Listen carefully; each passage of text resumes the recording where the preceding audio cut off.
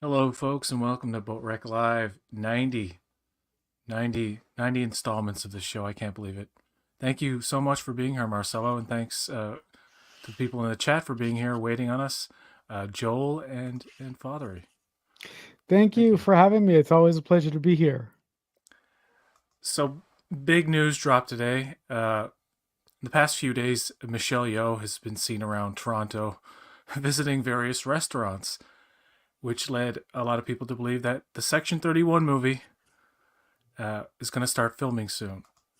And they announced today that it it has started filming, and they announced the cast as well. If you will indulge me, Marcelo, I will bring up this article from trekmovie.com so we can get more information on this subject. Yep, go right ahead. So I'll quickly read this. The cast for Star Trek Section 31 TV movie announced as let's as production starts. After years in development and originally planned as a TV series, production on Star Trek Section 31 has officially begun. We now also know who will be joining Michelle Yeoh for this TV movie. And this is the cast here. Section 31 begins. Paramount Plus today announced that production has begun in Toronto on Section 31, an original streaming movie event starring Academy Award winner Michelle Yeoh.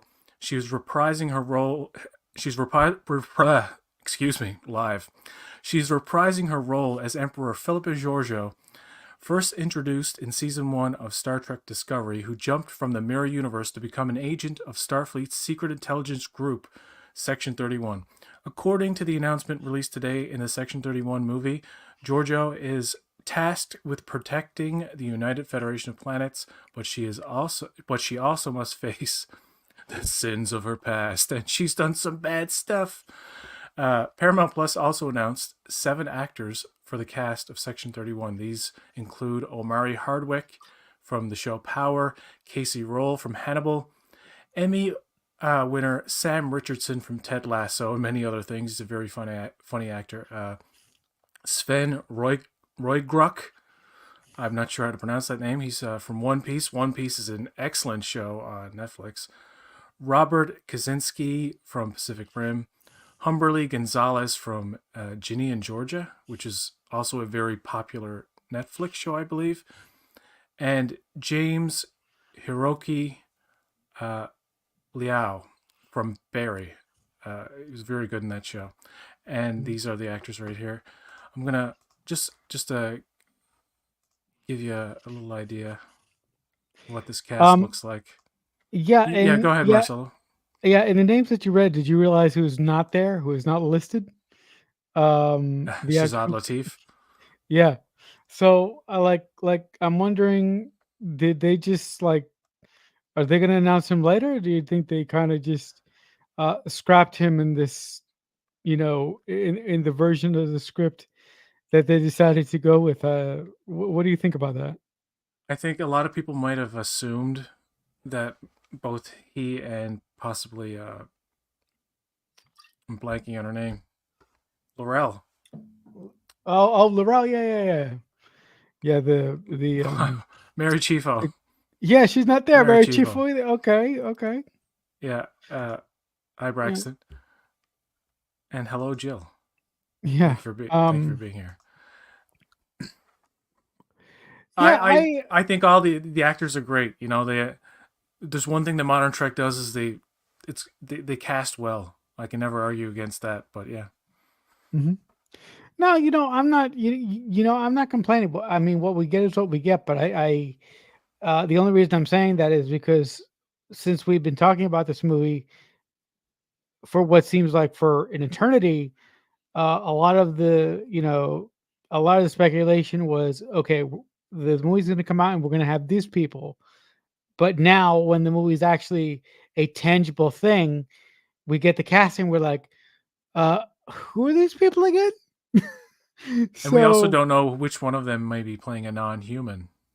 right, right, Some of right, them could be Klingon characters or whatever else. And right, right. just because they haven't announced it, I mean, it seems now that maybe they're not going to be in it, like Shazad Latif and Mary Chifo, but they could pop up. You never know. And there's definitely more people in the cast than what they've announced here. It's just I think these are the main players. Right, right, right. Well, anything's possible. Uh, as Joel says, we don't know what time she was sent back to exactly. Has to be near where she was from.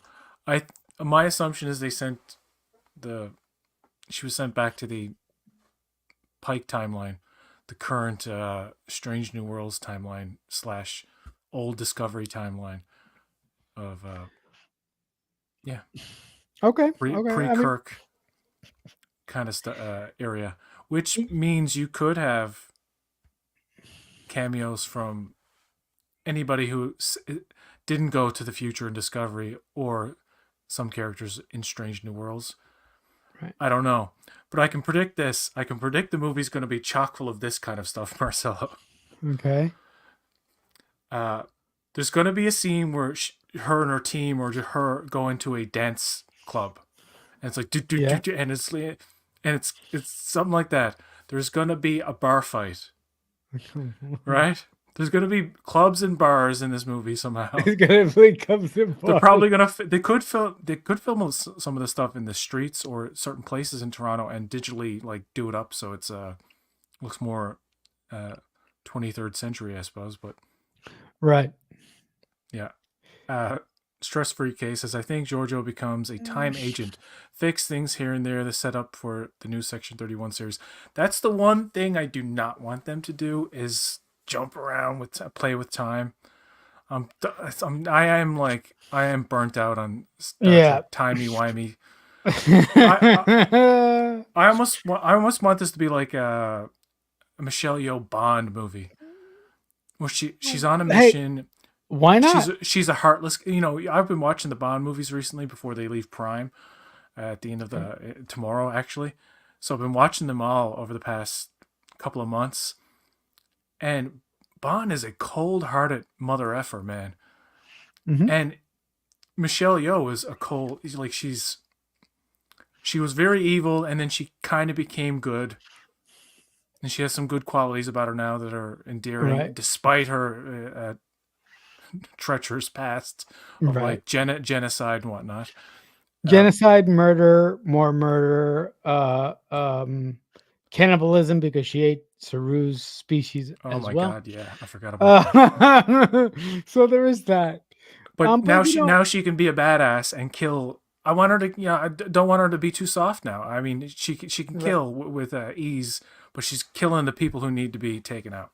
Yeah, I listen. First of all, I love Michelle Yeoh. That should not be in question, but I don't think that this show is a potential setup for anything. I think that this TV movie event is a one-off and just as a way to hang out in the Discovery universe adjacent for a little while longer. I mean, the one thing that I always wanted was a series of Michelle Yeoh as Prime Philippa Georgiou with Michael Burnham on the USS Shenzhou, the ship that we saw in the pilot, but we're never going to get that. But that's something that I always wanted that I never got. And Michelle Yeoh herself is just a legend. I Mhm. don't think a lot of, I think some people realize, but I don't think everybody realizes whose memory of her is just like in recent American movies. You go Right. back to her Hong Kong origins Yeah. and just look at clips from old Marsh. Like she was a force to be reckoned with when she was young, and I believe she's in her 60s now, and she's still like such a uh, A kick dynamo. a dynamo. And you know you see this with male action stars over the years. Like it's predominantly. I'm not trying to be all like preachy or nothing, but you rarely see someone like that endure through the years.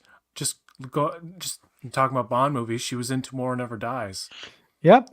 Yeah. and she was such she was one of the most formative Bond girls. I know it's like controversial to say Bond girls now. Bond co-star, but You know, it's funny about just a little side note. I was Bond women. watching these Bond movies, and Roger Moore was the oldest one. Roger Moore's my favorite ones, but like he's the creepiest one in terms of like the age gap between him and the Bond You girls know, gets so like, and it's like, dude, this girl could be your grand. At one point, you're like this girl could literally be your granddaughter. yeah. You Like know, you are 85 years old. No, he wasn't 85, but it's funny it's that crazy. it's funny that you said that you've been watching the Bond movies before they leave Prime. I've been watching the Bond movies myself because I have all of them in my own digital personal collection, and I've been going through Roger Moore films as well. The other night, I watched The Spy Who Loved Me. The night before that, I did From Russia with Love. Um, I think I'm gonna do A View to a Kill, which is the Christopher Walken one. Um, that has Dolph Lundgren in Isn't it. it better to Like, watch them out of order though? I have watched them in order before No Time to Die came out a couple of years ago, yeah, no, and they're better out of order. I tend to do it by what Bond, what Bond actor I'm in the mood for. So if I'm in the mood for Roger Moore, I'll watch a bunch of Roger Moore. If I'm in the mood for Sean Connery, I'll do a couple Sean Connerys. Um, Lazenby, I still don't, I appreciate on Your Majesty's Secret Service, but I'm not a big Lazenby fan. I love Timothy Dalton, so I really love his two films, and of course, I'm a big Pierce Brosnan fan. I became a James Bond fan, like a hardcore James Bond fan during his run. So I I would say that he's my first Bond. So yeah. Uh, yeah, Moore was only Sean Connery and Moore were around the same age, which Uh, to me always was when Moore took over. He was the aging Bond because Bond had a continuity from mhm. Connery to Lazenby to Moore of Yep, it did. his wife and his wife being killed. So like right up to A View to a Kill was pretty much the end of that era of Bond Mhm. continuity where Yep. Blofeld was taken care of and everything. Things were like they would occasionally reference the previous movies with different actors, like. But to get off the Bond topic and back onto Yeah. Star Trek. uh, yes, these are Crouching Tiger, Hidden Dragon was a great Go on. movie. I was so impressed with that when I was a kid, and it was like nominated at the Academy Awards, which I thought was really cool. Oh, so this is Super Cop 2. Now Jackie Chan's got to make a cameo. Is he still around? Wouldn't it be crazy if Jackie Chan showed up in a cameo Oh my god. in the Section 31 movie, like with his old friend? Yeah, that'd be funny. Uh, and on Her Majesty's Secret Service is my favorite. He put a ring on Diana Rig. Yeah, Diana Ray. Yeah. Also, just one more quick word, and I swear to the audience and UPG, I'll stop talking about James Bond. I'm a really really big fan of the Craig era. I know that's not popular to say now with the the most recent Bond film that is escaping my mind.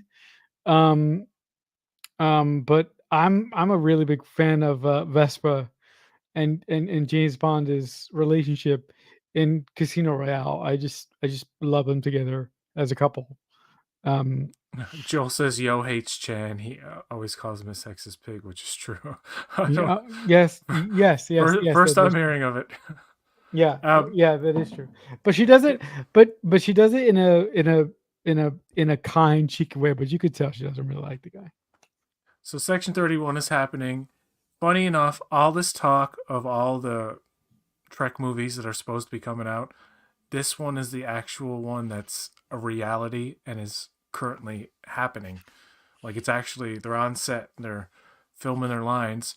They're doing it. But this bad robot prequel, have you heard about this? Have you seen this? Have you heard about this? Oh yes, I've heard about this. So Bad Robot wants to. Oh, make my beloved a, Bad Robot. an Woo! origin prequel to 2009's Star Trek on top of making a final farewell friggin' uh, fourth Kelvin movie.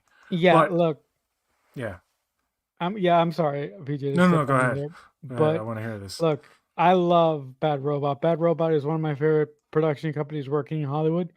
But if I was JJ, I would just forgo the prequel to 2009 and just do a final film with the Calvin crew. Because seriously, you already did a prequel with 2009 and now you're going to do another prequel in that time period? Like like like JJ, you're my man, but what are you doing? Just give us one more Calvin film, take your ball and go home. I'm gonna bring up the article from because Deadline apparently, as far as I know, broke the story. Yeah, they did. Yeah. By the way, I just want to mention Gary Graham died from Star Trek actor, but he was also the lead in the Alien Nation TV show, which I loved as a kid, and I recently discovered some episodes on YouTube like a few weeks ago. I thought that was pretty. But yeah, rest in peace, my friend. He was also on the Shuttle Pod show, and he sings the theme song to that show. By the way, in case you Oh, didn't know, oh God, Gary Graham. Gary Graham. So, this article is not loading.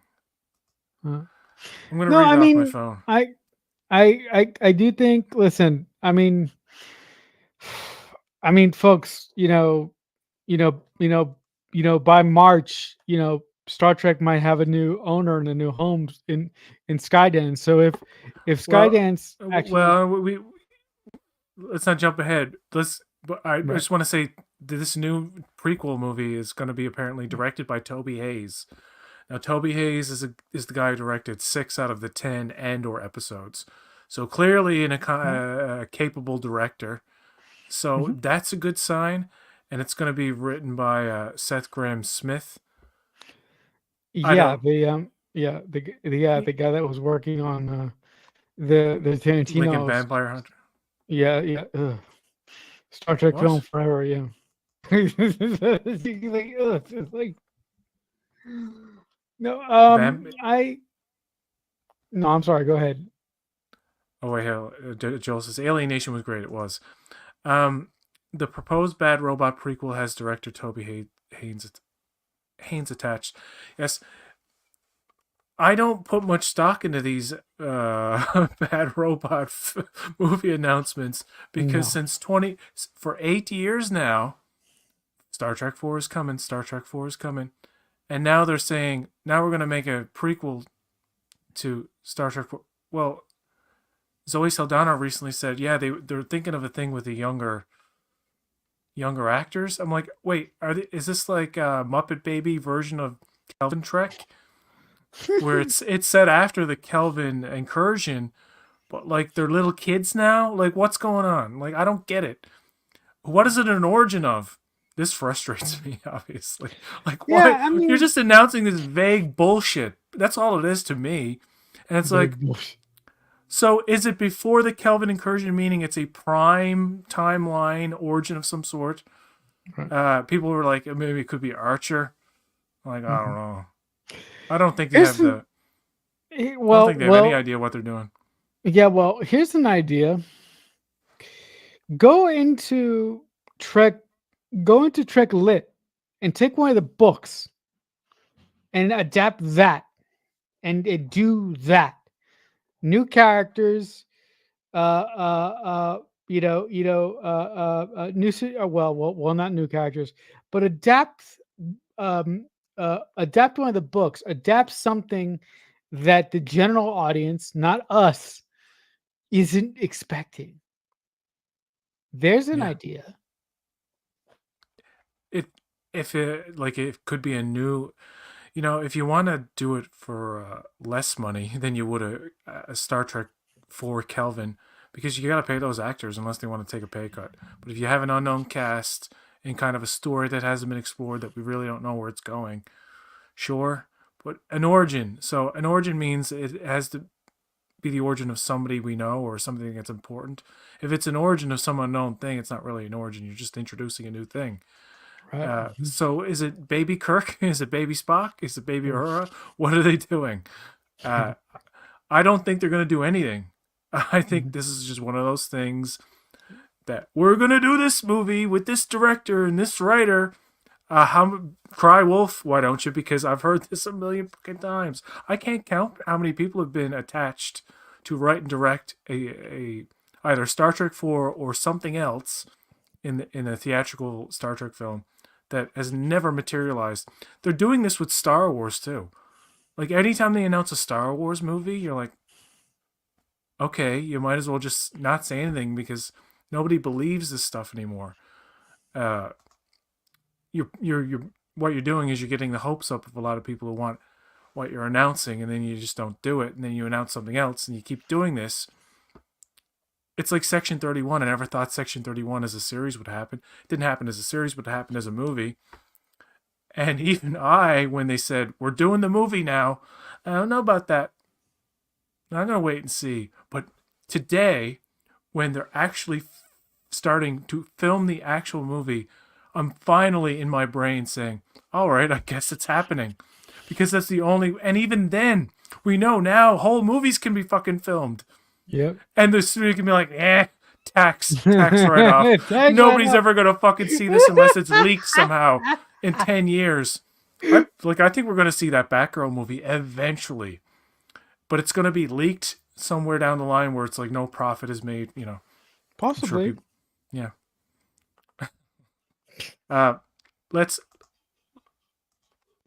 So Star Trek 4, here we go again. It ain't gonna happen. Stop it. They keep asking these poor actors like Zoe Saldana and Simon Pegg, and they're like, I don't know. It's like always like, they want to. They just keep saying they want to do it. And in my mind, you've got these actors who are in the fourth film of a franchise. For one thing, the way the rules are, like they get a bump every time, right? Mm-hmm. So if you want to keep the same actor, that's why they always do like a prequel by the fourth one. Or like a lot of these things, they switch it up eventually in the franchise because they don't want to keep paying the legacy actors. So they have them as like glorious cameos. That's why they didn't pay Neve Campbell for the last Scream movie. They're like, yeah, we don't want to pay you as much. She's like, I've been in 5 of these movies already. I deserve a good pay. And they're like, yeah, we can't because it's too much. And these franchises, like the Kelvinverse, they did okay, but they weren't blockbusters in any way. And beyond, a lot of people argue, did it lose money? Did it break even? I think it did lose money. I think with the production and the marketing costs versus what it made worldwide, didn't make it a viable franchise anymore. And then on top of that, poor Anton Yelchin. Died, and do they really want to go back to it years later? I think the only way you're going to see a Kelvinverse movie, as I've said this before, is if Kurtzman Shrek runs its course, that's over and done with, and it's like 2035, and they're like, we don't know what to do with the Star Trek. What's the only thing we can think of? Let's bring back those old guys from the Kelvin movies who are like in their 50s and 60s now. Those old scientists. Those old and literally, oh my God, Marcelo, call it Star Trek. Those old scientists. There you go. And have it be a slapstick comedy. Oh my God. Where like old Simon Pegg is like hitting his head and like falling down like Scotty did in Star Trek 5. Mm-hmm. Yeah. Yeah, I just, you know what, I just think that there's so much disarray at Paramount right now for reasons, and I'm just really it's just really a shame that Star Trek on the big screen just can't seem to get their shit together. It seems that the only section of Star Trek that can get its crap together is the TV side that's controlled by, one of my guys, Alex Kurtzman. Chris Pine is 43 now. I predict if the fourth Kelvin and final, they have to call it the final one because in their mind it's like, how successful can this be now? And unless they do make a Kelvin verse movie and it's like amazing, gets nominated for Academy Awards and stuff, it's like unprecedented, then of course they're going to keep doing them if it makes like a lot of money. I don't think that'll happen. And Quinto's 46. So yeah, they might have to de-age Quinto when he's like 66 when they finally do this movie, and Pine when he's 63. Yeah. And you know Yeah, what? no. Why not do this Picard thing? Oh, why not? Why not? Just do that. You know, But that I'm not but gonna. but the bad robot is in charge of the theatrical. Yeah. I think I Yeah. want that contract to be up. Just, Yeah. Nobody. I don't know Yeah. what's Yeah. going on there. Yeah. Father would know. Yeah. Nobody loves Bad Robot. Except Paramount Pictures will decide when they make another Trek movie, regardless of what Alex Kurtzman and the TV people are doing. that I is was true. thinking, That is true. could they release that? They did it with the finale of Picard season 3, the last 2 episodes. A limited theatrical release for any of these Paramount straight to streaming, meaning like a week before, say, it comes on It, streaming. You have an opportunity in limited theaters, participating theaters, to see it on the big screen. it's possible. It's possible. Isn't that a loophole they can get past? They can't do a wide release. I know that. I know, like No. that's No. It'll have to be. It'll have to be limited yeah. because a wide release means more money, and Paramount right now is bleeding, to put it nicely. Paramount. They're not doing well. And as No. you mentioned earlier, and I think Father mentioned as well in the chat somewhere, I can find the comment. Skydance may be taking over, or they're bidding for Paramount. control Paramount. And I don't know. Either way, Paramount's going to go. Paramount Global is going to be controlled by somebody else. I don't think that's going to affect Kurtzman Trek because his contract is up. Is good through 2026, I believe. He had an original contract, and then it was renewed. And so, what happens after 2026, whether he renegotiates or not? By the time I think Kurtzman does have to renegotiate his contract, it will be under different ownership, and who knows if they'll decide to still go with him. I think the Section 31 movie will do okay. I don't think it'll be anything special, to be honest, because I just to be real here. Overall, I think modern Trek has been mediocre. Or what the kids say. There's a new saying they say now: mid. Everything's mid. I'm like, Everything's mid. It's mid. I can watch it, but I'm not like I'm not that excited by it. But I like some episodes of Strange New Worlds are really good and really exciting, and then a lot of it's like, okay. Yeah. Well, Discovery season 5, I'm not that excited for. I'll watch it though, and there might be some good episodes here and there that I really enjoy, but I don't expect it to thrill me and chill me. No, Hopefully, it won't kill me. No, yeah, nice rhyme there. I'm really excited for Star Trek Discovery because Star Trek Discovery was sort of my, jumping off point into this Star Trek fandom, for better or worse. So I feel personally connected to Star Trek Discovery. I haven't agreed with everything that they've done.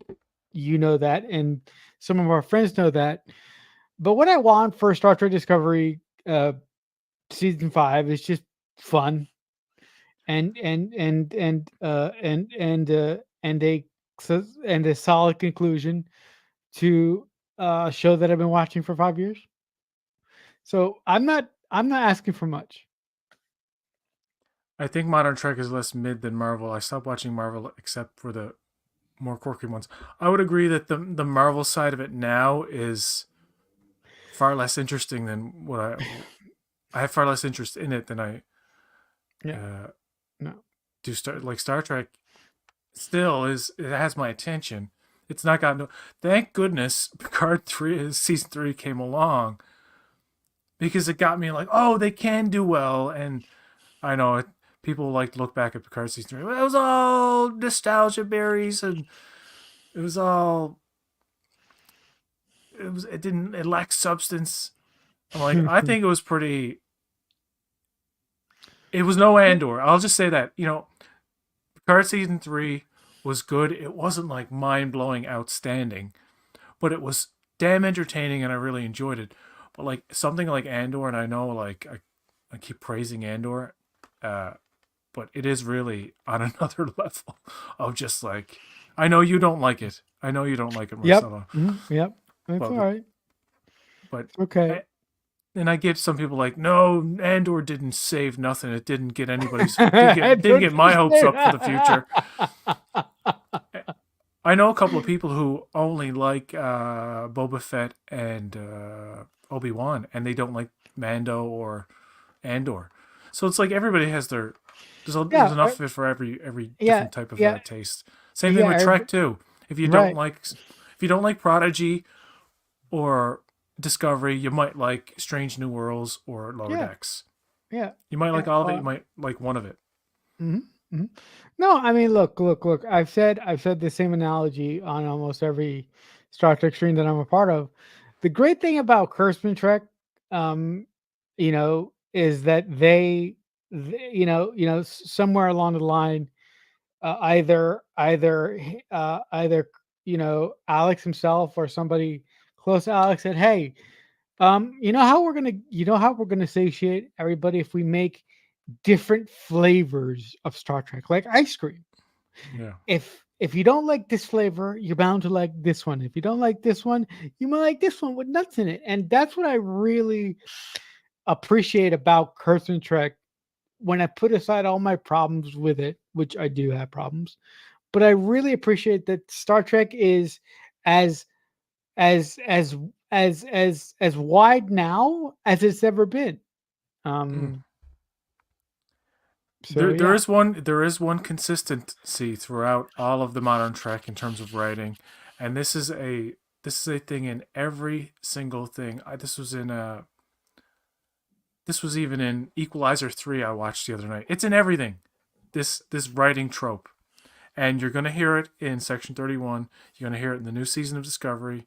You're going to hear it in the next season of Lower Decks. You're going to hear it in Prodigy, and I guarantee you're going to hear it in the Starfleet Academy series. Characters saying, "You got this. I got this. We've got this." Some variation on "got this." Because they say it in. I literally sit down and watch something, and I wait for it. I'm like, when is somebody? And I get concerned by the end of a movie if I'm like, wait a second, somebody hasn't said, "I've got this, you've got this, we've got this." Look, It's look, in look. everything, and it wasn't before. You Anyway, go know, ahead. that is also one of my criticisms about modern Trek. Why does everybody have to say we got this, you got this? I don't It's modern. understand. It's modern TV and film in general. If you're conscious of that now, and in the audience, now that you're conscious of it, you will hear it in everything now, Yeah, yeah, yeah. in everything modern. I mean, Yeah. Dibs on starting a drinking game, a Star Trek drinking game around. You got this. But the other thing that really irks me about Kirsten Trek, and I don't know if this bothers anybody else, but the fact that they have to put deltas on everything really, they're really, Delta horny. They love they like yeah, yeah, yeah. It just drives me insane. I don't understand why. there could let's just say, if you want to be real about it, in a like, why would they do that in a real world? It could be like if there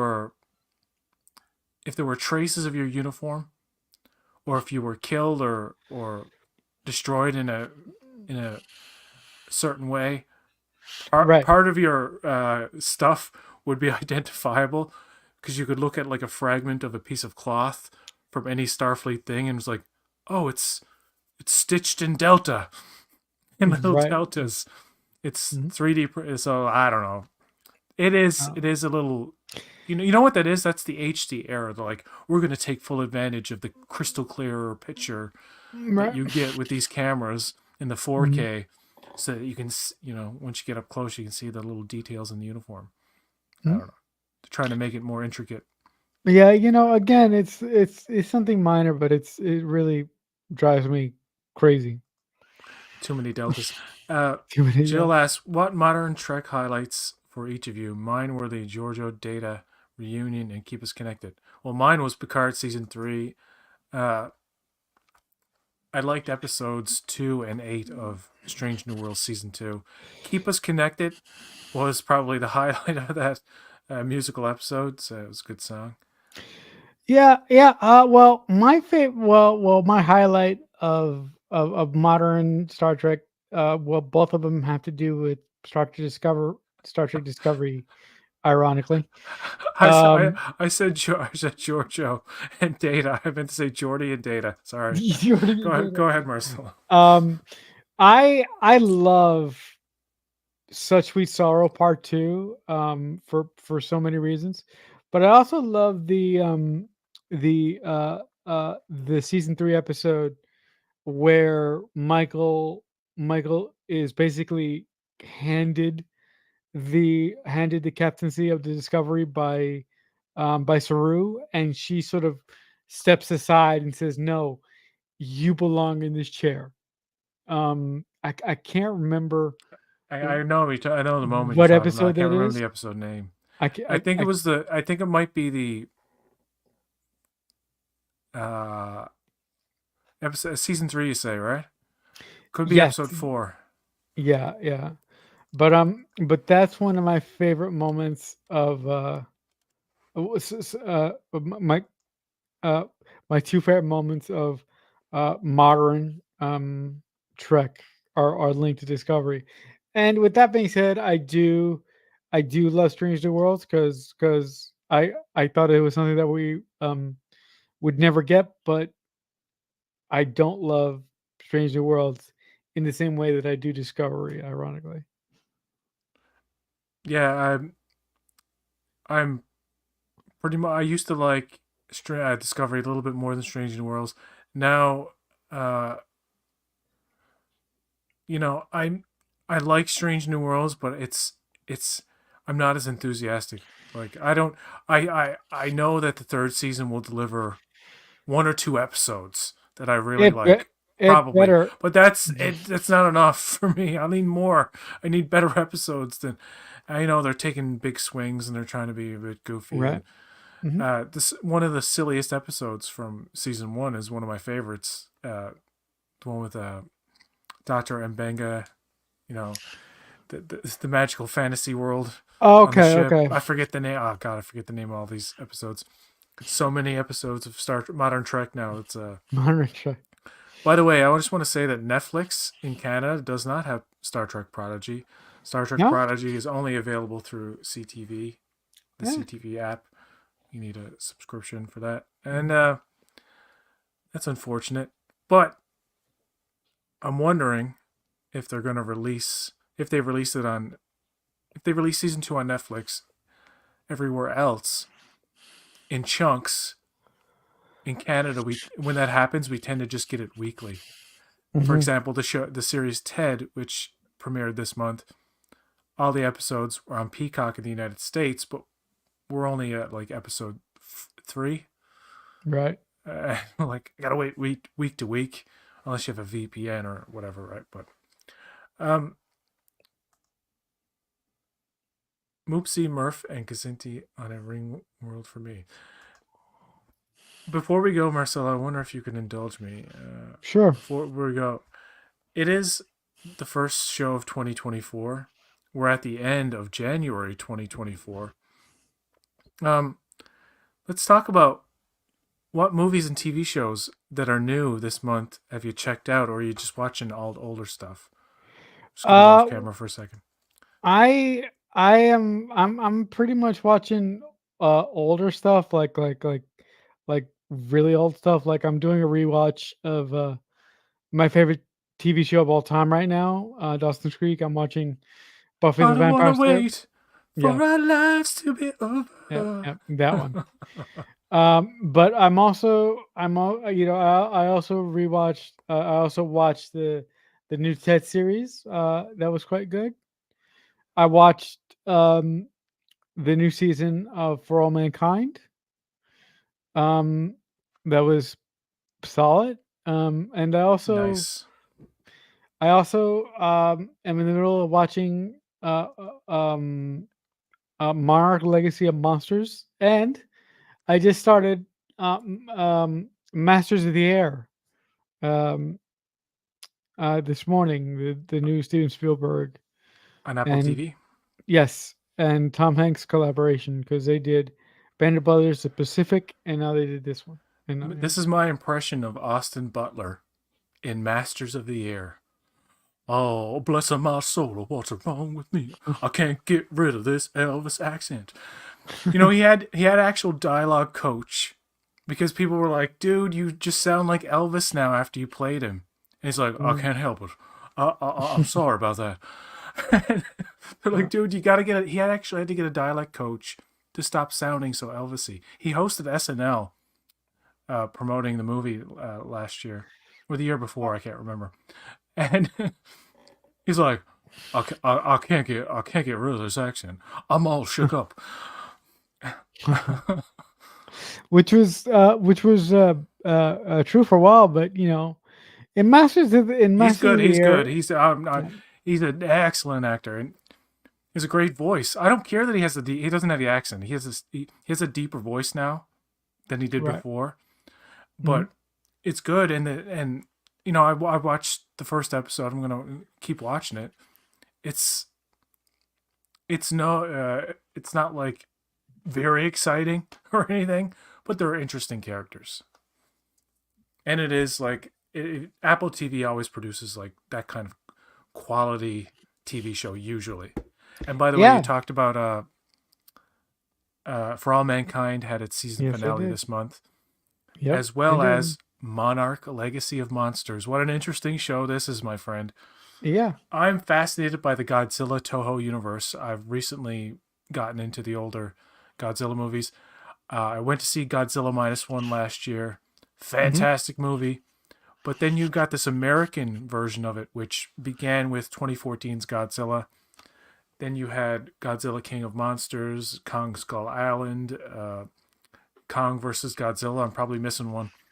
Hmm. Yeah. But no, I think that's it for No. Yeah. Yeah. there's Yeah. I four. think.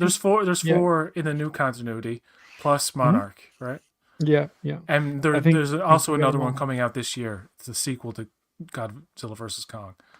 Hmm. And it's wacky doodles, man. It's just like Wacky doodle. the franchise just gets wackier and wackier. That's Monarch was a great. show I couldn't get into, and I was like, I'm watching episode 6. I don't know about this. I'm like, why am I still watching this? But dude, I hung in there. I fucking loved the show by the end. By the end of that 10th episode, and listen, they do timey-wimey shit. I won't give spoilers, but they do it in a way that makes sense. That doesn't have that like kind of paradox conundrum that you get with time travel bullshit, where it's like, oh, how can this be? No, no, this the way they do it makes sense in their time. It's time displacement rather than Okay. time travel, and it's I'm like, Time oh displacement. wow, I didn't even know they were gonna go here, and I was wondering why they were setting up like past characters with modern meaning 2015, 2016. It's set a year after 2014's Godzilla, Right. and it jumps back and forth through time. But man, once you get into it, once you get to the end, I'm like, oh, I care about. I've actually, it's not. You're waiting more for the monster stuff at the beginning of it, and you're like, I'm Hmm. just waiting for Godzilla to pop up or this monster or that monster. And there's a little treat at the end, at the very end. You're like, oh, I was waiting for them to do that, and they did it. They teased something that wasn't in the show at all, but then you're like, well, that had to happen eventually. And it's like, yes, I won't. I won't. I'm gonna stop talking about that show because it Yeah. does spoil it. Well.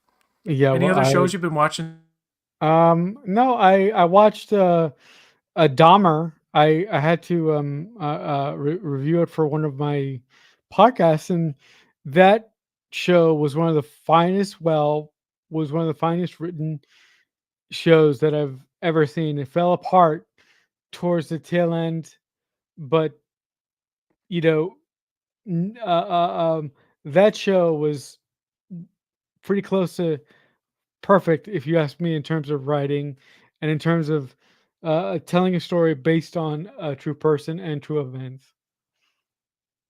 I've heard of this show, The Curse, but it's on Paramount Plus where I am. Marcella was nodding off. Marcella, there's a game Uh, show called The Floor with Rob Lowe. I don't know if you've heard of this. yes, I've heard about the floor. Yes.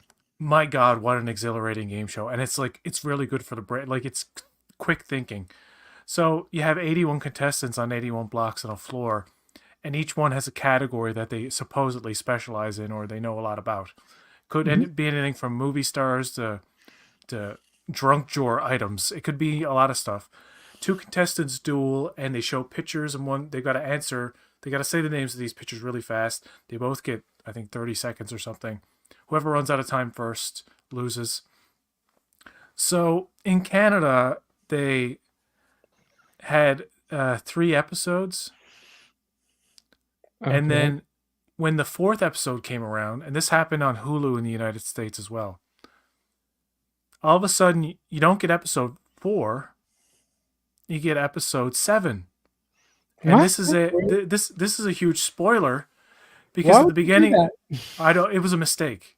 So in Canada on Fox in the United States on TV episode 4 aired.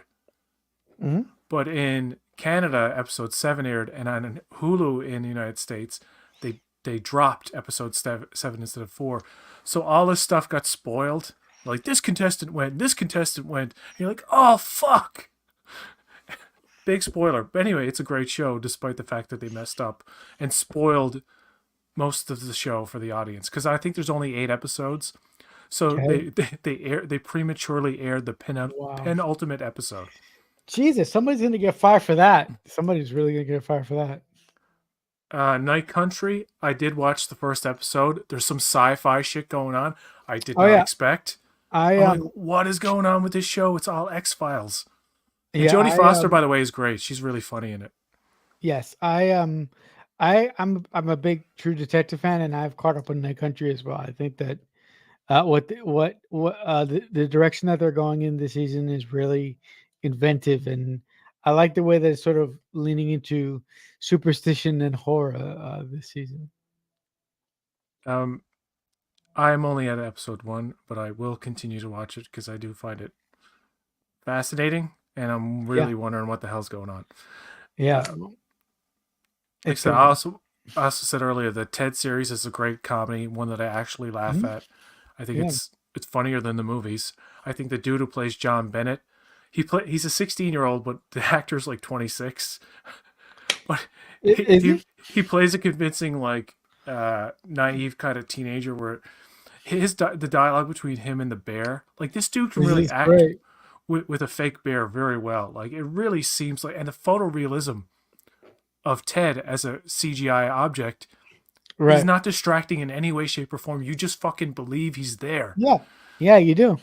It's crazy. My favorite episode of Ted is when he goes with uh, um, um, Johnny's sister, and when Johnny's sister spends the whole episode begging Ted to give her a ride to this Halloween party, and they end up going on like this adventure after they end up, spoilers, crashing the car, and it's just a really really good episode. I mean, it's one of my favorites of the first season.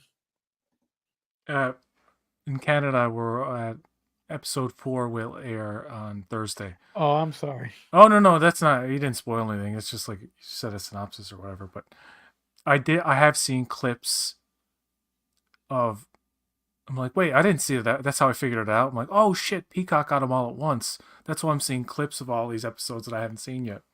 Right, right, But right. there's one where he's in church and he's comparing himself to Jesus in front of the Yep. priest. I'm like, oh, that's an upcoming episode I'm looking forward to. Yeah, yeah. I mean, but also the the great thing that Ted does is that, it's pretty much structured like Family Guy, but Seth MacFarlane will always bring it back around to an important life lesson in the only way that Ted can deliver, and Yeah, it's just really, really ironically touching and moving. I mean, it I is. should It know is. better. It's Seth MacFarlane, so I should know better. Um, have you seen Echo?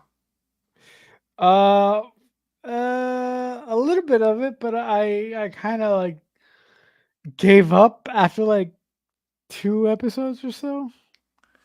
I watched 5 episodes in a day, and it's all right. I didn't hate it and I didn't love it. It's just Mhm. I was interested in seeing uh, Kingpin more than anything else, Right. and people complained about the way that went. But I think I'm looking more. I'm looking forward to Daredevil, and I'm glad they've gone back on what they said about like this is a different Daredevil. It's not the same one as the Netflix. They finally caved and said, okay, the Netflix stuff is continuity. Let's do it. Let's go forward with that because guess what? They ain't doing very well. So like, good No, move, they Marvel, ain't. for No, like yeah. because people argue for so. I had somebody say like, oh no, the Daredevil in Spider-Man: Homecoming is from the Netflix series. I'm like, that's the way it seems. I said, but at the time when not Homecoming, No Way Home, Spider-Man: No Way Home, when Daredevil makes a Right. cameo, Right. he's like, no, that's the same Daredevil. It's all continuity now. That's finally confirmed. I'm like, no, arguing with this guy. I'm like, they may change their mind down the road, which I never thought they would. I thought that they wanted to make a sanitized Daredevil and continue the Netflix stuff. But No, they're gonna now they have Foggy back and they have Karen back, and Karen. Yeah. so they're like, They got the band back together. Woo! and by the way, they had half the season shot. And Yep. Kevin Feige was like, "This will not do, sir." This For will one I thing, do. he's not even in the costume until like episode 4 or 5 because it's like Yeah. they're Yeah. trying to be all Ally McBeal with it, and they're like, just Mhm. like, no, no, no, no, we're No. not doing this. Mhm. This has to be like the Netflix series, or people won't like it. Yeah, look, yeah, I've pretty much given up on Marvel, and I do think that Deadpool 3 will be a very interesting way for them to reset the universe. And I think that this is their opportunity to wipe the slate clean and finally go in a better, more cohesive um, direction for for whatever they're gonna do next. So Yeah. I'm here Uh, for it. since we're heading into February, let's take a quick Sure, look right before we go at some sure, of the stuff that's coming out that I notice. Not all the stuff that's coming out, but Madam sure. Web. Madam Yeah. Web, not selling any tickets. Dakota Johnson. I have nothing Yeah, against her, but she yeah, hosted SNL on Saturday, yeah. I heard that was and bad. she was checked out. I thought she was on drugs, dude. She was checked. She was checked the fuck out. She was slow with her delivery and all these like. There's one sketch in particular where she's like, "I'm going on Shark Tank because I did a stupid T-shirt with some stupid saying on it." Mhm. But she was really like, it was awkward, dude. I'm like, she she's not doing well. Jacob Elordi hosted the week before, and I barely know who he is, and I was like, huh? He was doing pretty good.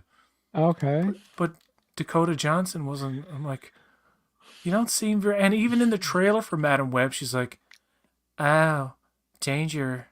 It's like Jeez. you don't seem to be into it. Like you seem to Uh, be checked right out. yeah, well, I think I'm not going to speak for Dakota Johnson, but some of these movies are paycheck movies for these actors, because it has been said before, not by me, that Marvel movies are quote unquote easy to do, and that's all I'll say. I don't. And this whole thing with the Sony Spider-Verse where they can't Right. have Spider-Man. You have Venom and Oh, you have Carnage, but you can't have Spider-Man interact. You have Kingpin appearing several times in things. You don't see him with like all these people who are supposed to be like perfect foes for Spider-Man. they They're can't be in not the doing universe. it. They can't. They're not doing it, and they can't do it. There's all kinds of reasons, complicated reasons why they can't, Yeah. because of this deal with Marvel. And it's like, oh come Right. on, just merge them together and make it all good. But they can't. There's a whole issue with keeping continuity between what Sony does and what Marvel does. Mhm. Mr. and Mrs. Smith is coming out on the Yep. 2nd on Prime, starring Donald Glover Yep. and I was some actor. I don't know who she is. I've never seen her before, but it looks okay. Yeah, I was upset with the new version of with the new version of Mr. and Mrs. Smith because I think personally I think that Phoebe Waller-Bridge would have been a better match, but you know what what Phoebe Waller-Bridge had a vision for the series is not what they wanted to do, obviously, and Phoebe went her way. Phoebe went her own way, and we're getting the Mr. and Mrs. Smith, driven by Donald Glover, I guess. As Father mentions, Halo is also coming back. That's returning on the 8th, I think, on Yep, Paramount yep. Plus. You're right. It's the eighth. I didn't get through the first season. I got halfway through the first season. I checked out, but I think I will return to catch, Yeah, so I can catch up. I got through the first season of Halo, but I can't remember any of it. So I'm gonna definitely need a refresher when the previously on segment comes on. I'm gonna have to definitely pay attention to that one. Another show that's coming out next month. It's on the 4th, in its last season. It started 24 years ago. This show, but it's only had 12 seasons because it's to add breaks in between. It's called Curb Your Enthusiasm, starring Oh, Larry David. It's an unscripted show. It's an improvised show. There is an outline. There's an outline written for each episode, but it is an improv show. I don't know what you think about Larry David and Curb Your Enthusiasm, but it's one of my favorite shows. I've loved it for 24 years, and I've never stopped loving it. yeah. I'm not much of a comedy guy. I mean, I have seen Seinfeld. I have seen Friends. Like like for me, my comedy thing has always been Frasier. Let's not talk about the reboot. But I'm happy that Curb Your Enthusiasm is coming back for one more fun of run for those people who really enjoy it. Avatar: The Last Airbender on Netflix on the 22nd, I believe. Yeah, I've seen the trailer. I don't know the cartoon, the anime, I should say. me neither, man. I never I'm saw not. that M. Night Shyamalan movie. Yeah, I'm not. Might check it I'm out. not an anime guy. I mean, I did make the mistake of wasting years of my life on Shamhammer's version of Avatar: The Last Airbender, but I I have little to no interest on this TV series because I just don't. I'm not an anime guy.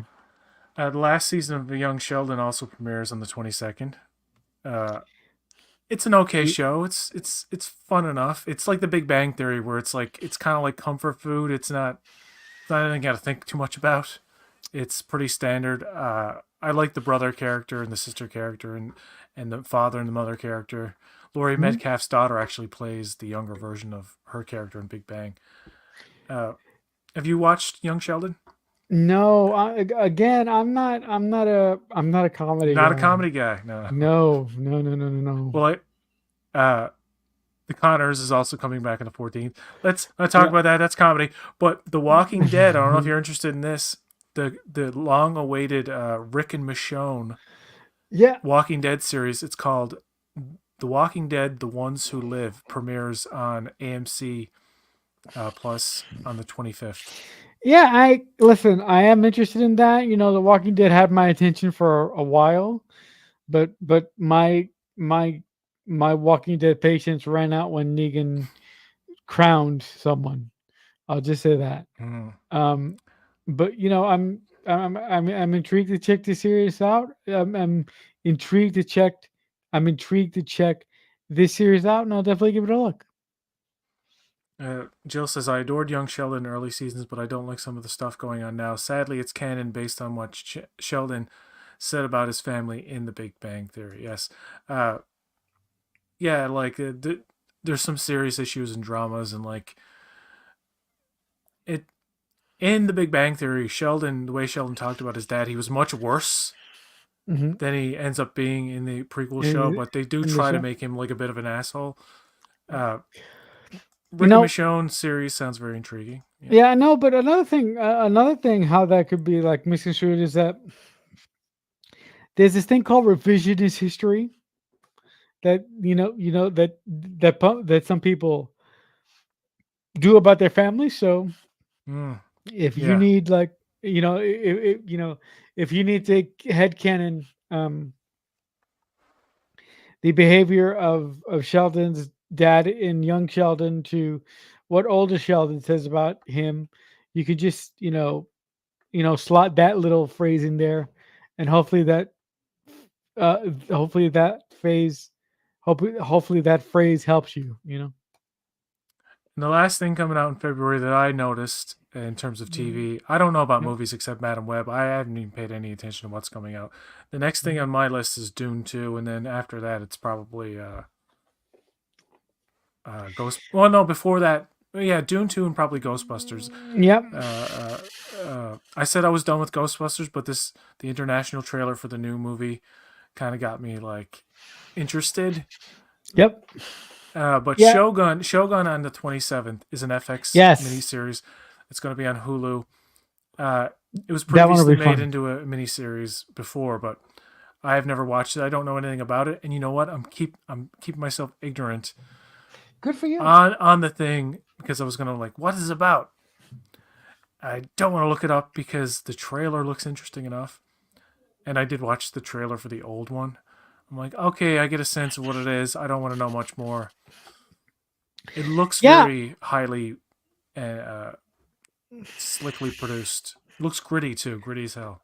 Yeah. The only thing I needed to convince me that Shogun is cool is to hear Canadian YouTubers lose his shit over it when it initially got announced.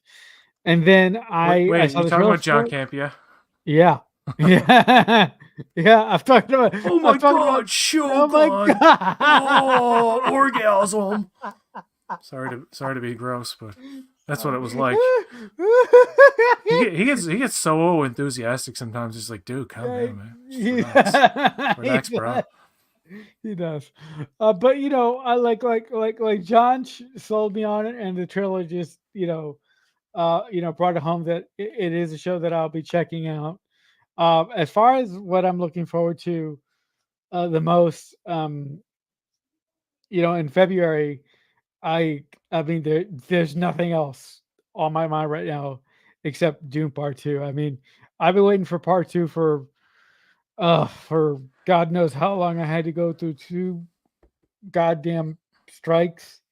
Um, the fact that Denis Villeneuve's uh, story with Dune um, keep kept getting delayed for various reasons. Yeah. I thought the film was cursed, but I'm happy that it's finally going to come out now and people are going to be able to see it. As a matter of fact, I'm going on Thursday, which is technically preview night.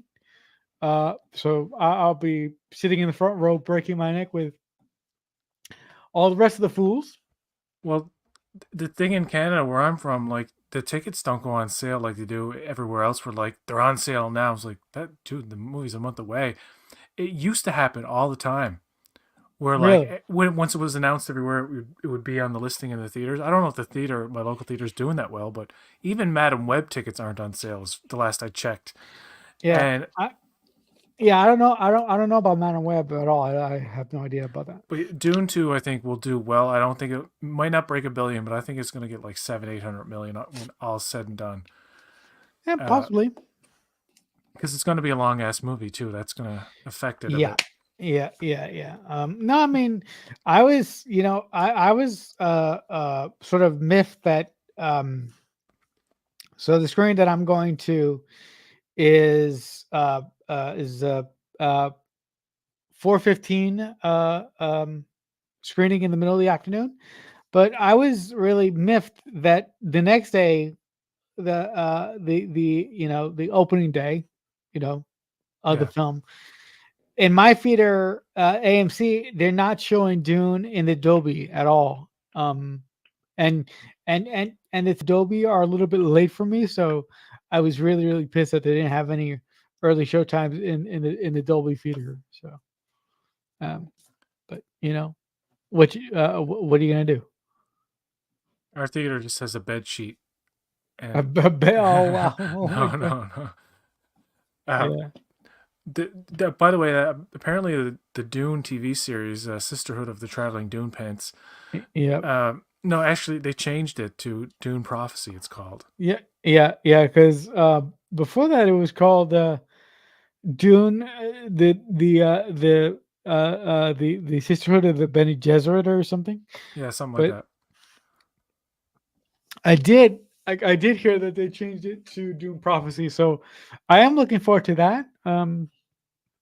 But we probably won't Oh get. I don't think we'll get that no, this year. we're not going to get that this year. But what we will get this year is a television spinoff of another movie from 2022, the Yeah, Batman, but yeah, the yeah, Penguin Penguin. series.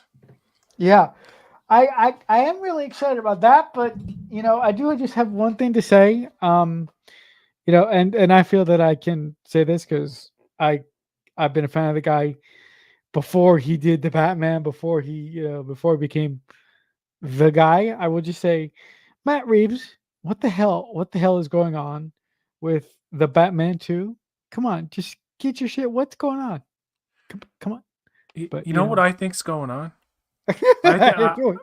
I think there is an idea for the sequel. I think there's a script of some sort, probably in some draft, not probably not the final draft. The actors have claimed, like Jeffrey Wright has claimed, he's not seen a script yet. Right. This is supposed to be coming out next year. I think partially what the Batman 2 will will be based on how the Penguin plays out. Because the Interesting. Penguin takes place canonically after the events of the Batman, but before the events, presumably, of the Batman 2.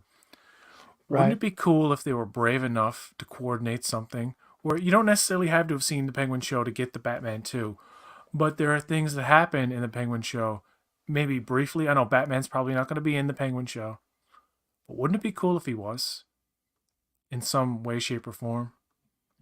Just as That'll like, be that wouldn't that'll be that would be interesting. ballsy to have the theatrical Batman show up in the TV spinoff, but still do the movie like to kind of go back and forth. Have, They're so yeah. chicken shit with putting Batman in TV, and that's a fact, dude. They're so precious about Batman. They're like, anytime we put him in a thing, he's got to be in shot. You can't really see Yeah. him, and Yeah. like he has to Hey be there for man. a second. You can't really give him too much screen time, and they did Hey, that with Gotham. They did that with the Teen Titans. Smallville. Smallville. They yeah. Back in the day, they Smallville did did. it. No, actually, Miles Miller and Alfred Goff wanted to use Batman in one of the storylines, but WB said, "Hell no, you're not using Batman." It's like Kevin Conroy shows up as Bruce Wayne in like the crossover The CW Crisis stuff, on Infinite Earth, yeah. and it's like Bruce Wayne also shows up in is it Teen Titan? What's the one with Nightwing? Titans. Titans, yeah, yeah. Yeah. And Mhm. like you can't really see him. Don't show Batman too long. Even in the end of Gotham, like that costume sucked. Like he can't look too good either. He can't Yeah, look but as good as the movies. I will say, when it comes to Titans, we got a lot of Bruce Wayne. We got a lot of old man Bruce Wayne, but we got very minuscule shots of actual Batman in the suit and everything. Um, Millie Alcock was cast as Supergirl. Supergirl. Very excited about that. Because I really liked her performance as in Game of in House of the Dragon. As a matter of fact, it should have been her the whole time. Like, but that's another story for another time. But I'm very excited that she's going to be a part of James Gunn and Peter Safran's new DCEU vision moving forward. I'm very, very excited for that. Jacob Elordi Yeah. apparently read for Superman and said it was like too dark. I heard about that and I was like, too dark? I don't know. I mean, if you want too dark, just go to, you know, one of my favorite Superman movies of the last couple of years. I know this is not everyone's cup of tea, so please don't come with me with pitchforks. But I love Man of Steel. If you want dark, gritty, and realism, try that. But I don't think that James Gunn's Superman Legacy is going to be too dark. I think James Gunn's Superman Legacy is going to be a mixture of what I grew up watching, the Christopher Reeves films, with some modern contemporary cool James Gunn ness thrown in there, if if that's even a thing. Man of Steel is an interesting, as some people call it, alien first contact movie, like Yeah, alien yeah, invasion type of movie, and it's yeah. very heavy. It's Uh, heavy. I do like the director's cut of Batman versus Superman: Dawn of Justice, the 3 hour version where you Yeah, no, actually yeah, you get so much more of Clark investigating Batman and yeah. No, slowly learning that Batman's like unhinged and bad and actually severely like mentally ill. yeah, and, no, and also in that version when mhm, Batman throws a crate at a dude, you yeah, see the back of his head kind of explode into like this yeah, blotch of blood, yeah. and it's like, oh my Boing! god, like they're making it very clear in this version that Batman is just a murdering psychopath. I He is I the villain. remember. Yeah, I remember going to see the theatrical version of Batman v Superman in the movie theater, and from the start of the movie to the finish to from the start of the movie to the end of it, I was enraged. I was so angry because the movie seemed cut together by committee. So when I saw, Zach's director's cut, I was like, what he did with his director's cut never changed my opinion on a movie more than it did for that film. Because when I think of Batman v Superman, I don't even think about the theatrical cut. I always go to Zach's director's cut. I don't And because I talk about a different cut changing an opinion. uh, Joss Whedon's Justice League compared to Zack Snyder's Justice League, the 4 hour version. Yes, something that practically couldn't really be done and released in a movie. We get that. yeah But the fact that they did it and released it and added like all these new, put some money into it, and it yeah turned out man to be a much better. It's it the did best DCEU movie that exists, in my opinion. It yeah is the best one, but at the same time, I'm not one of these people who are like, continue it, like freaking out that it ended. I'm like, good. They did something interesting that you can always go back and look at and say, yeah it's got it's Wonder Woman and Aquaman and Batman, and it yeah has Steppenwolf and who's the other guy? several Uh, uh uh, the Flash no, too. Dark Side, Uh, yeah, Dark Side. and Granny it's Goodness is also in there. yeah, and it's it's really well done. But I'm glad they've ended it now, Yeah, and yeah, they're doing James Gunn's thing. But yeah. I don't think it's gonna be all that, to be honest. Because for one thing, this Superman Legacy is introducing like Green Lantern, Supergirl. It's like, Yeah. Okay. Yeah, I just wanted a yeah, Superman movie, and now you're giving me like doing too much. It seems like you might be doing too much world building within that movie, and I don't want that.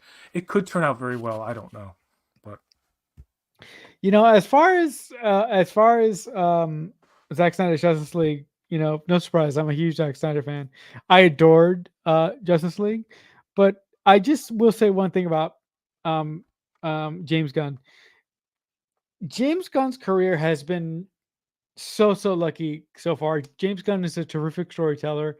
He knows how to write stories how to write stories that have an emotional th- impact. thank you. He knows how to write stories that have emotional impact. But I will say, if he fucks up Superman Legacy, yeah, this whole idea that he wants to do, this whole David Zaslav plan, if he fucks up Superman Legacy, poof, everything DC will never be able to turn a profit ever again. It So will fall apart. yeah, the importance of the first one out of the gate is so critical because this movie doesn't have to be the most amazing movie ever, but it has to be fucking good. That's all it has to be. It has to be good. Not fantastic, good. You know? I love Nathan Fillion as Guy Gardner. Is he playing Guy Gardner Green Lantern? Yes. Is that confirmed? I believe it is. Don't quote me, but I believe it is. Gunn is a big fan of the Justice League What is that? Uh, Justice League Justice League. Justice League. Infinite? I Yeah, don't know. Infinite Comics. JLI Comics, my kind of DC. I love his Suicide Squad and Peacemaker more than anything else DC has done. By the way, this Supergirl is apparently based on like a darker version of Supergirl, and Yeah. yeah, I don't know if Gunn's DC will win over audience, but I think it will be something I like. It has to win over audiences. It really does. It better. If it doesn't, if it doesn't, he is fucked. If it doesn't, he is fucked. It really does depend on the budget. I can see a budget for a modern Superman movie is not gonna. It's not gonna be. There's no way you can do it cheap. It's just not possible unless you do a minimalist version where there's a lot of talking and a minimal amount of like expensive action. But yes, the Supergirl movie will be an adaptation of Tom King's run. Well, the Supergirl character will will be introduced in Legacy, as far as I know. Right. Or so we And think. I don't know how much of her origin they will cover in that. But you have the first Superman movie in a new line of a whole continuity, a film continuity. If you're making it for like 200 million, the rule is 3 times the budget, and you're breaking even. Yeah. So 600 million. I can see it do 600 million. I can see the movie breaking even.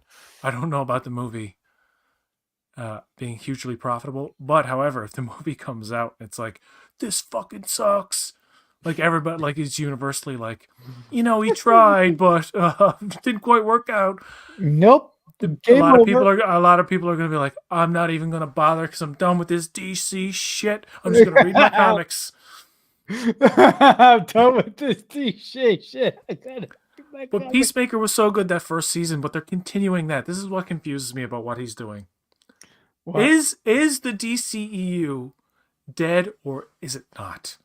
Because if you're going to do a Peacemaker season 2, unless you're doing some like alternate universe Peacemaker, you're technically still continuing the DCEU. In fact, Peacemaker would technically be the last vestige of the DCU, meaning that in the Peacemaker season 2, you could technically still have Ben Affleck, or not that it would happen, but theoretically you could still, Henry Cavill could show, you know what I mean? You could still have Gal Gadot is it? Gadot is the proper, I think. Yeah, Gadot. You could still have, but I think I think what James is doing, and to a lesser extent Peter Safran, is he's picking what he likes and discarding what he isn't, and that's what's really confusing a lot of folks, such as yourself. But I do really think that once things start going here, like questions like these will be things of the past, and we can finally move fucking forward. Some of the DCU will be canon in the DCU. Gunn is keeping Cobra Kai Kid. See, that's something that's a little more acceptable. It's like Judi Dench playing the same character in different Bond movies, but she's technically not the same character. She is an actual different character. She's the same actor playing a different version of the same character. Yeah, same thing with Amanda Waller. They're keeping Viola Davis. But it's not going to be the same. universe. Yeah, I I don't know, but listen, Margot Robbie whatever. is still Harley. Oh my goodness. Yeah, listen, whatever he does, I just would like it to work for the love of fuck's sake. Please just work. Because I want something to work in the DCEU. Jill, apparently Besides, Cobra Kai is coming back this year, isn't it? yeah, Cobra but Kai, I think, is ending this year, and next year will be the Jackie Chan, Ralph Macchio movie. right. How Um, consistent with Cobra Kai that movie will be, who knows? But I have, it'll apparently merge the continuity of the original Karate Kid continuity with the rebooted Jaden Smith one. Although I yeah, doubt Jaden Smith will be in it. I don't, I have no idea. But I'm happy. Look, I grew up watching Karate Kid, so I mean, I still haven't watched Cobra Kai. People are still yelling at me for that, but guys, I'm a busy guy, so It's a teen. It's a Kung karate Fu. kung. It's a kung fu or karate. It's a it's a martial arts teen soap opera is what it is. Yeah, martial arts teen soap opera. So The Karate Kid movie is this year, I believe, is supposed to include every. I don't think the Karate Kid movie is coming out this year. I mean, unless they, yeah.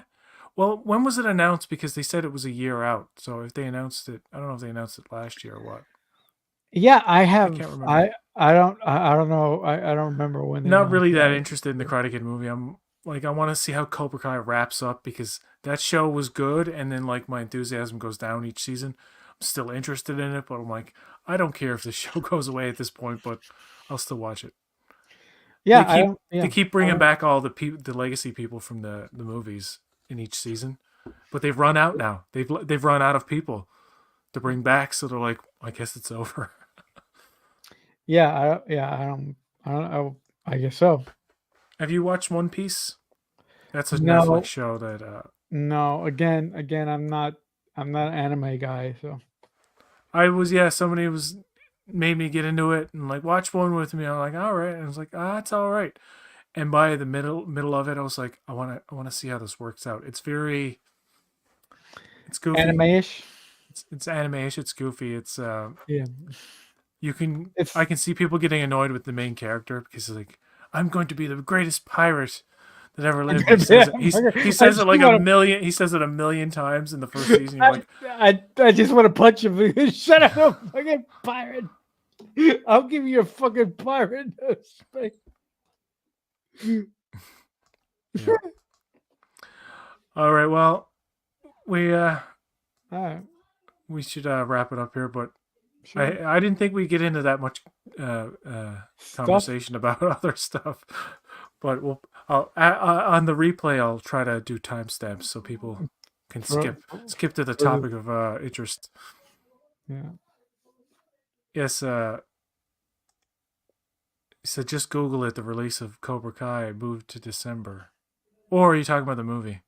Oh, Whichever, doesn't matter. yeah. it's all ending. Uh, Everything is what? ending. Oh my god. So Dune 2 is pretty much the one thing that's coming out that I'm Yep. immediately interested in. The Ghostbusters, the Ghostbusters, Frozen Empire. It's so You're weird to see a you're Ghostbusters mid. trailer where the original Ghostbusters are in the firehouse with the car Mhm. and the proton. Like, this is why I didn't like Afterlife. Afterlife was just like a big tease, and they show up at the end, and you're like, okay. But this is like they're in it, and Ray's occult store is in it, and he has Right. customers bringing all the possessed items. I'm like, this is always what I wanted to see. But Mhm. people are ragging on it because they saw the stupid domestic trailer that has like it's poorly edited. Watch the International Ghostbusters Frozen Empire trailer. It's Mm. much better.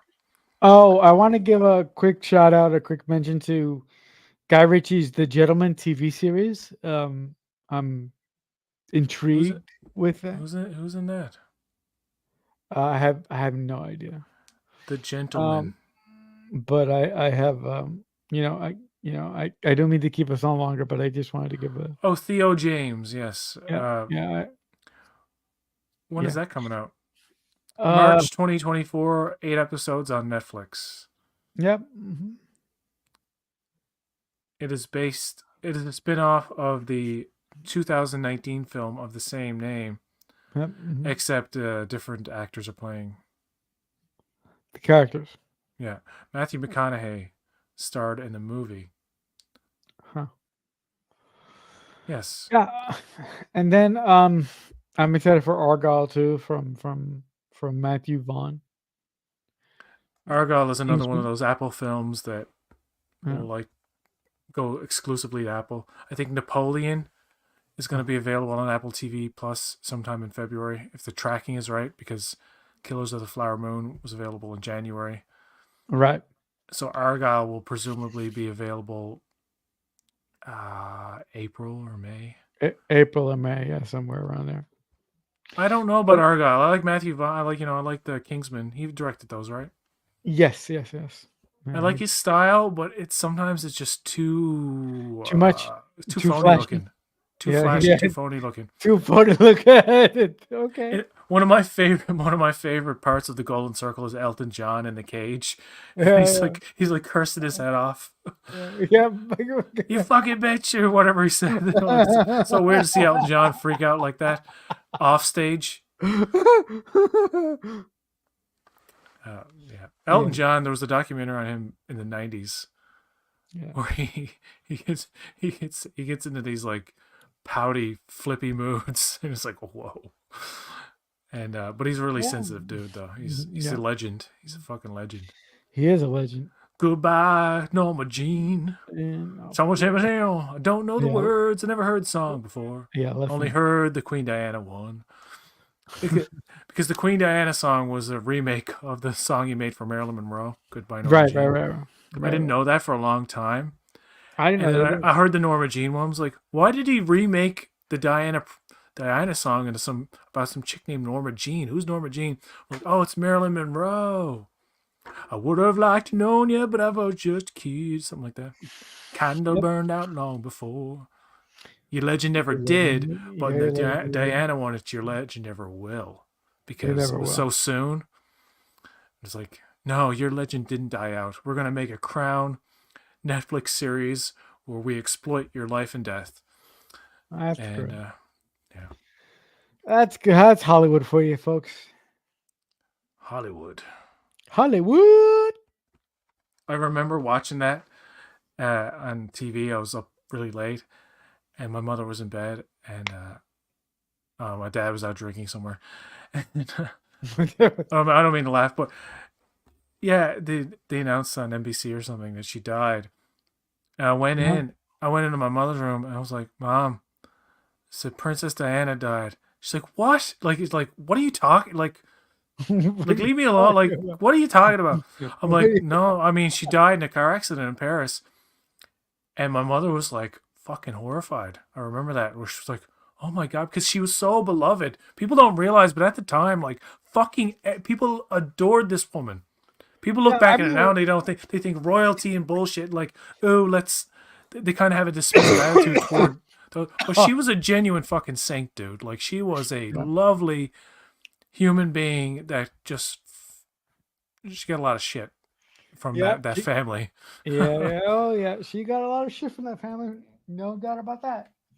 And you ever see interviews with her? She's so No. soft spoken and Uh, kind, and she did a lot of charitable things, and she will be missed. yep. She 20, will. 27 years later, Yeah. people still talk about her. Yep. Uh, on that charming note, we're gonna end it right there. I gotta thank the chat and Marcelo for joining me. This has been really fun. We gotta do Me this too. again sometime soon. We're gonna come back next live stream when they announce Section 31 movie scrapped, sets torn down in Toronto, thrown in the garbage. It didn't work out, folks. PJ was right the whole time. Uh, It was never gonna whoop, happen. whoop. Yeah. No, I hope it's good. I hope it's good. Yeah. Listen. I really hope it happens. No, well, it's happening, but let's hope it's quality. Yeah. Let's hope it's exciting. I think it's going to be a balls to the wall, actiony, martial arts kind of thing. Club scenes, bar scenes, club fights, bars fights. It's going to be. Yeah. I bet it's going to be very John Wick influenced, like a John lot of Wick. things are. Mhm. where it's like, let's be a little more stylish in our choreography and Right. yeah, something like that. Yeah. Anyway. Mhm. All right, folks. Right. Thank you for joining us here tonight, and thank you, Marcelo. And Thank you. until next time, live long and prosper.